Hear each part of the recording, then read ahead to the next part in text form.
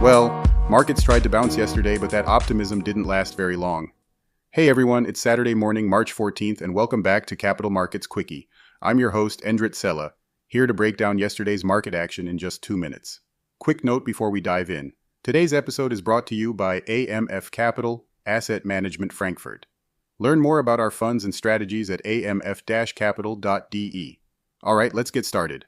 Stocks initially started the day higher, but by the closing bell, the mood had clearly shifted.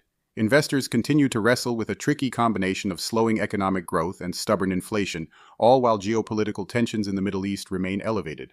By the end of the session, the Dow Jones Industrial Average slipped about 0.3%.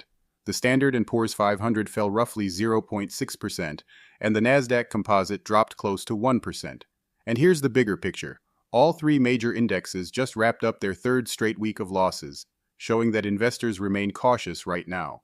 A big part of the concern continues to come from inflation and energy prices. Oil surged again yesterday as tensions surrounding Iran pushed prices higher. West Texas Intermediate crude climbed about 2% to roughly $98 per barrel, while Brent crude moved back above the psychologically important $100 mark. Those rising energy prices are feeding into renewed inflation worries, and that is making the Federal Reserve's job even more complicated. Traders have recently started to scale back expectations for aggressive rate cuts this year, as policymakers weigh the risk that inflation could stay sticky. Meanwhile, fresh economic data painted a somewhat mixed picture of the U.S. economy. The Personal Consumption Expenditures Index, which is one of the Federal Reserve's preferred inflation gauges, showed that headline prices increased 0.3% month over month in January. Core prices, which exclude food and energy, rose 0.4%. On the growth side, the story wasn't particularly encouraging either. New revisions showed that U.S. economic growth slowed more than previously thought at the end of last year.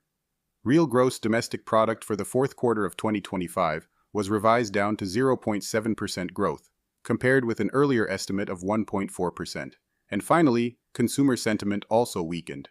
A preliminary reading for March showed confidence falling to its lowest level of the year, although the labor market still looks fairly resilient.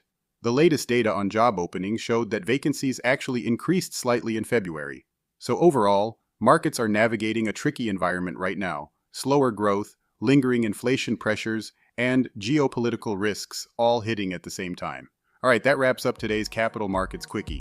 Join me again Monday morning for more market updates. See you then.